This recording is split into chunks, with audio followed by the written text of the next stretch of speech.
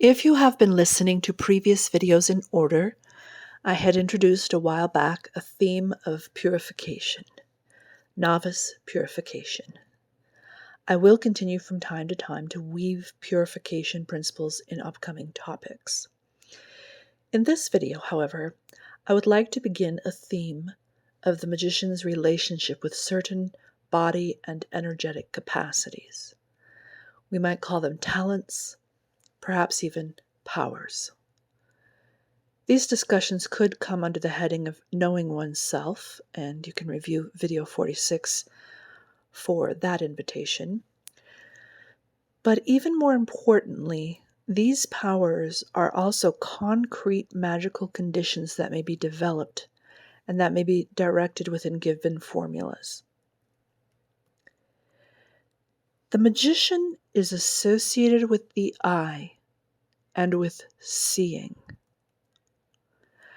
And I want to note that this can secondarily include intake through the other senses, especially depending on differing abilities and depending perhaps on the chosen art or preferred focus of the magician. But this sensory and even extrasensory intake for the magician all comes under the heading of seeing, the strength, purity, and talent of the eye. The magic of the eye. Which isn't to say there aren't power in the other senses and that they don't have ascendancy in other archetypes. But the magician is the eye. Which leads me to my second note. Connecting with your eye as an individual and as a magician can also get into some deep symbolism and energetic development, which we will no doubt eventually explore. But in this particular video, as a novice practice, I will be referring to the eye of the body. A magician is the observer. Observation is a superpower of a magician. The choice to observe and the approach of observation toward the world is a choice that most individuals will never make.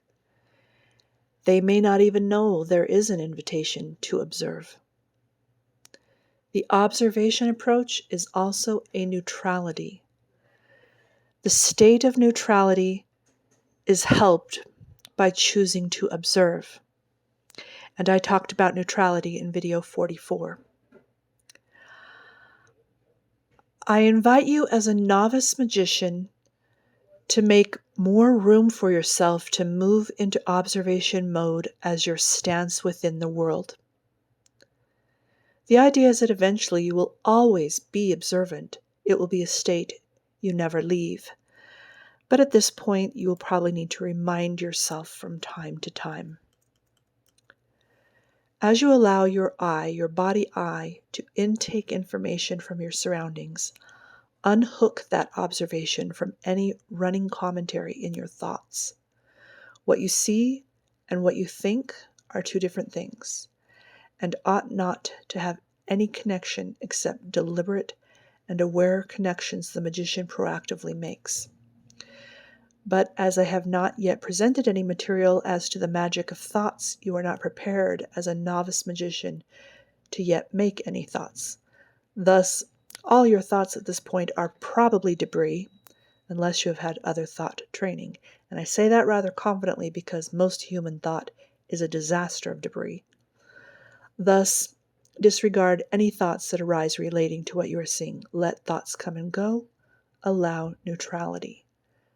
Simply see. Begin by observing your nearby environment. Observe the beingness of everything within your environment and review videos 14 through 17 to remind yourself of the beingness of everything around you. You can also observe through the other senses, such as listening to the sound around you, touching textures. You can also then go on small journeys around your neighborhood. Consider these jaunts into your village or wilderness, and simply allow seeing, and being. This neutral observation is you inhabiting the magician. And you can incorporate your magical greetings into greeting what you observe. Review video 21 for magical greeting. Finally, if you have a chosen art by this point, likely you are in an observation stage of that.